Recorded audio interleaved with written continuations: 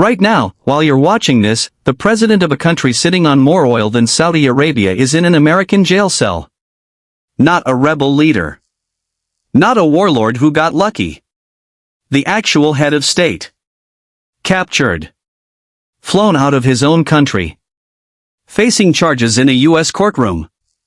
And that's not even the strangest part.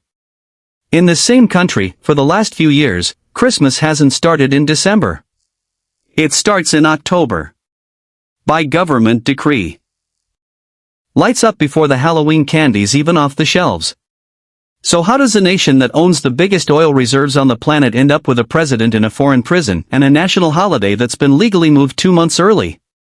Those two facts are connected. Actually connected. Stick around, because by the end of this you'll see exactly how a Christmas decree and a presidential kidnapping are part of the same 500-year story. This is 527 years of Venezuelan history. And it starts with a guy who saw some houses on stilts and thought of Italy. Columbus sails along the coast on his third voyage, spends about a week exploring it, and gets so awestruck he decides he's found the outskirts of the Garden of Eden. Then he sails off to Hispaniola without staying. He has no idea what he just left behind. A year later, a lesser-known explorer named Alonso de Ojeda actually goes ashore. He sails into Lake Maracaibo and finds indigenous villages built on stilts, right over the water. Houses on poles, like a floating neighborhood. Ojeda thinks of Venice. He names the whole place Venezuela. Little Venice. Except there was no Venice here. Just people who'd been building their homes on that lake for generations and were about to lose everything. Here's the deal: the Spanish ran on this land for the next 300 years, and remember these 3 rules, because they come back later: gold buys power, land buys control, and loyalty buys survival. The Spanish went looking for gold first. Didn't find much. So they pivoted pearls off the coast of Cabagua, then cacao plantations worked by enslaved Africans and the indigenous people who survived the diseases the Spanish brought with them. Whole populations wiped out, not mostly by swords, but by smallpox. Quiet, invisible, brutal. Picture it small: one village of a few hundred people, gone in a single bad season. Multiply that across a coastline. Where did your neighbors go? A Spanish official might ask a surviving elder. Where your God sent them, comes the answer. Compared to the silver mountains of Peru and Mexico, Spain barely cared about Venezuela. It was a backwater. Ignored, underfunded, left alone. Think about that for a second. Mexico City got palaces. Lima got a viceroy's court. Venezuela got some cacao farms and a handful of governors nobody important wanted to be. The empire's B-team posting. And that neglect? That's exactly what let something dangerous start growing here: an identity that wasn't Spanish at all. Local landowners, called criollos, ran their own plantations, made their own local decisions, and slowly stopped asking Madrid for permission. Nobody in Spain noticed.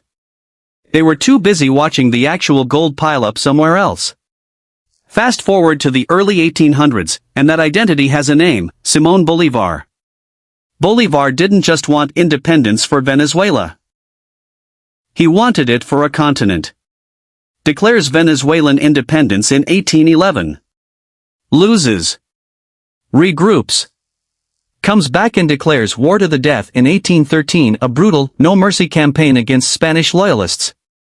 Eventually wins, and by 1819 he's stitched together Gran Colombia, modern Venezuela, Colombia, Ecuador, and Panama, all under one flag. Think of it like forcing 3 siblings who can't agree on anything to share one bedroom. It lasted about a decade before everybody wanted their own space. Venezuela split off in 1830. Bolívar didn't live to see the split settle. He died that same year, broke, sick with tuberculosis, exiled and everything but name from the country he'd built with his own hands. The man who liberated 6 nations owned almost nothing when he died. He's said to have compared his life's work to plowing the sea, effort that leaves no trace. Remember Rule 3? Loyalty buys survival. Bolívar had the gold.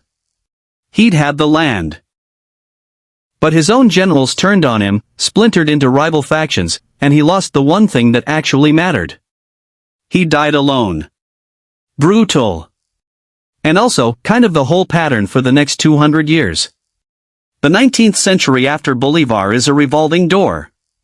Regional strongmen called caudillos fight for the presidency, lose it, fight again. Civil wars flare up like clockwork. It's chaos with a flag. Then in 1908, one caudillo grabs the wheel and doesn't let go, Juan Vicente Gómez. No free press. No elections that mattered. No opposition allowed to breathe. Just Gómez, for 27 straight years. But in 1922, something happens near Lake Maracaibo that changes everything. A well called Barroso No. 2 blows out, a geyser of crude oil shooting so high it's visible for miles, gushing uncontrolled for 9 straight days before anyone can cap it. Venezuela had oil before this. Nobody had cared. Now foreign companies flood in. Money floods in. And Gómez, a dictator who already controlled the land and the loyalty, suddenly controls the gold, too. Rule 1, cashed in. He uses the new oil wealth to modernize his army and tighten his grip even further.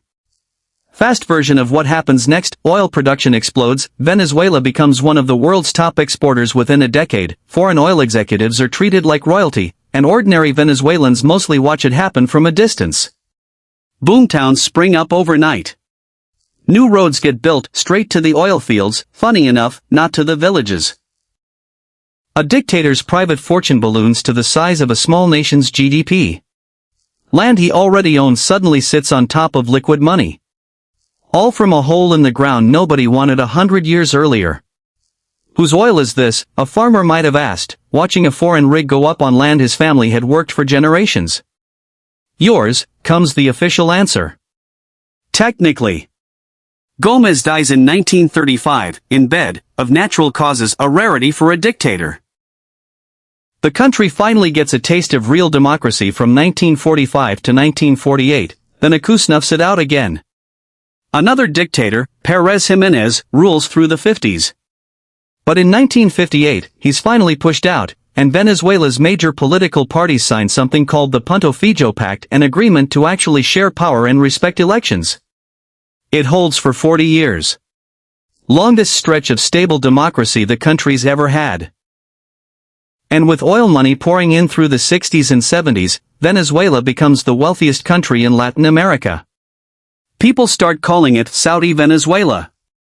In 1976, the government nationalizes the oil industry entirely, creating the State Oil Company, PDVSA. On paper, all that oil now belongs to all Venezuelans. Here's the slower, uglier part underneath the shiny headline. While glass towers rise in Caracas, informal barrios climb the hillsides around the city. Homes built out of cinder block and scrap metal, without water lines, without formal roads, right in the shadow of the skyscrapers. Same city. 2 different countries, a 5-minute drive apart. That gap finally rips open in 1989. Oil prices crash, the government adopts painful IMF-backed austerity, and fuel and bus fares spike overnight.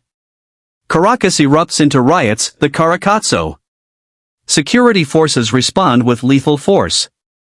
Estimates range into the hundreds, possibly thousands, dead.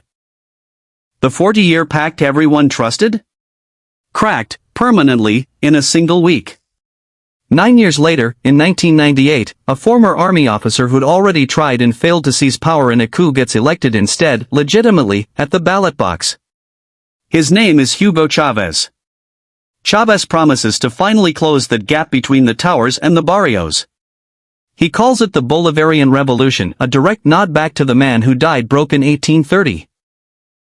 He nationalizes industries, pours oil revenue into social programs, and consolidates enormous personal power along the way.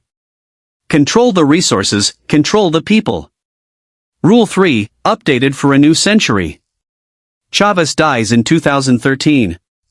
His hand-picked successor, Nicolás Maduro, takes over, and almost immediately, oil prices collapse. The economy Chávez built on crude oil income starts coming apart at the seams. What follows is one of the worst peacetime economic collapses in modern history. Inflation doesn't just rise, it goes into the millions of %. A minimum wage paycheck, at one point, is worth less than a single cup of coffee. Store shelves empty out. Medicine disappears. Hospitals run without basic supplies. And people leave. Not thousands. Millions. Somewhere north of 7 million Venezuelans walk, bus, and fly out of the country, one of the largest displacement crises anywhere in the world this century. In 2024, Maduro claims victory in a presidential election that independent observers and much of the international community say he actually lost. Opposition leader María Corina Machado, barred from running herself, is forced into hiding. A year later, in October 2025, she's awarded the Nobel Peace Prize while still living underground in her own country. Let that sit for a second. A Nobel Peace Prize winner, hiding from her own government, in a country holding the biggest oil reserve on the planet. Absurd doesn't even cover it. Then, on January 3, 2026, the United States launches a military operation and captures Maduro and his wife, flying them out of Venezuela to face charges in an American court. 2 days later, his own vice president, Delcy Rodríguez, is sworn in as acting president back in Caracas. That's happening right now. As of today, there's still no confirmed date for a new election. Negotiations between the interim government and the opposition are ongoing, under heavy pressure from Washington. The oil is still there, still the largest reserves on Earth, and the argument over who actually benefits from it is still, 500 years later, completely unresolved. And the Christmas decree? Still standing. Maduro signed it years ago as a jolt of forced good cheer during the worst of the crisis, move the holiday up, keep people spending, keep morale from collapsing entirely. He's gone now, sitting in a cell on another continent. The decree outlived him. This year, like the last few, Christmas in Venezuela starts October 1st, a strange little leftover rule from a government that's already fallen apart around it. Gold buys power. Land buys control. Loyalty buys survival. Every ruler in this story believed at least one of those right up until it stopped being true for them. So, which part actually got you? The stilt houses that gave an entire country its name? The liberator who died with nothing? Or a president sitting in a U.S. jail cell while his old holiday decree keeps running the calendar without him? Tell me in the comments. And if you want another leader whose own rulebook came back to destroy him, the video right there is a good place to go next.